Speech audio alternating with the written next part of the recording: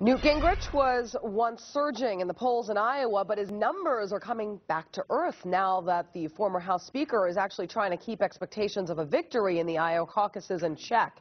At the same time, taking the high road as he comes under attack from negative ads. Is this a good strategy, or could it backfire? Doug Schoen, former pollster for President Clinton and a Fox News contributor, joins me. Also, Gretchen Hamel, executive director of Public Notice and former spokeswoman for the House Republican Conference. Thank you both for coming on. Doug. Thank you, Julie. What is the thinking, first of all, behind Newt Gingrich trying to lower expectations going into the Iowa caucus? I mean, is he not just conceding to Romney? Well, he's trying to lower expectations to get to South Carolina and Florida. He now doesn't really believe he's going to win Iowa unless he gets some sort of a lucky break. And what he's trying to do is survive to get to two states where he still has pretty strong leads, so he can then say he's the comeback kid of 2012. He has momentum and use that to surge. And if he is perceived to have lost badly in Iowa, that could dampen expectations and hurt him down the road, South Carolina, Florida, and other states. I want to show up the latest Real Clear Politics poll. Surprise, surprise here, because it's not Newt. It's not Mitt. It's actually Ron Paul that's leading the pack here with 23.8%. I mean, how much should we really focus or even pay attention to these polls? I mean, a Rasmussen poll out recently has Romney on top. Gretchen? Yeah, polls are polls. At the end of the day, when it comes down to Iowa, it's who is going to get out on a cold night in January, away from their warm house and that fire, and go out and actually vote in the caucus. And when it comes to the other states, it's all about who turns out at just as much. So these polls, you can't put a lot of stock in them, but it does show who has some momentum behind them right now and who doesn't. All right. Well, I guess young people don't mind schlepping out into the cold. Ron Paul has a lot of young followers, right?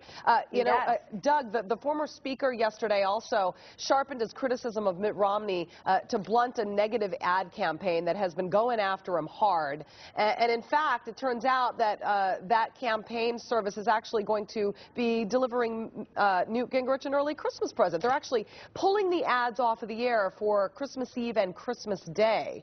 It's only a temporary thing, though. Why do you think the reason for pulling off? If you're going to back off, why not just back off?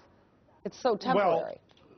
Well, yeah, I think what Mitt Romney's trying to avoid, and Ron Paul as well, is on Christmas Eve and Christmas Day, having people nestled around the fire, watching television and seeing vicious attack ads. That is somewhat discordant and probably counterproductive. So the negative ads will begin in earnest again, Julie, 8 a.m. or earlier on Monday morning. They'll carry through to the January 3rd caucus, and I think you can expect that Mitt Romney and Ron Paul will continue to attack Newt Gingrich, as well as perhaps themselves, with unrelenting fury.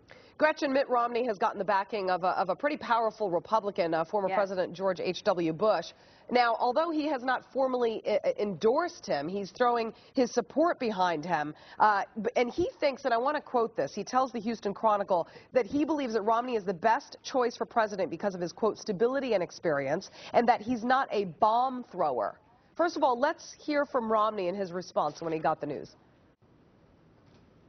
I'm very encouraged by the support of President Bush for my campaign. Obviously, as you can tell, there's growing momentum for this effort here in New Hampshire and across the country. And I had the chance to chat with the President this afternoon and wish him a Merry Christmas. He did the same to me.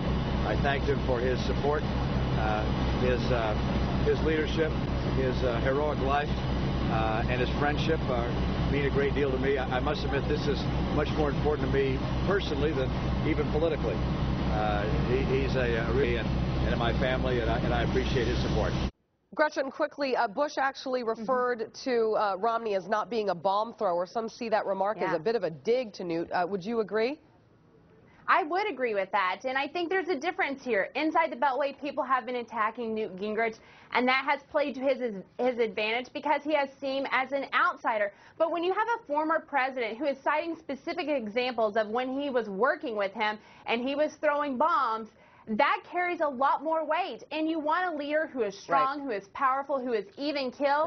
And that contrast he drew yesterday is not what people want. People are tired of politics as usual. They are tired of the bomb throwing. And yeah, it carries a lot of weight, and it plays to Romney's advantage. Politics as usual. Gretchen Hamel, Doug Schoen, thank you both. Thank you, Julie. Thank you. And we're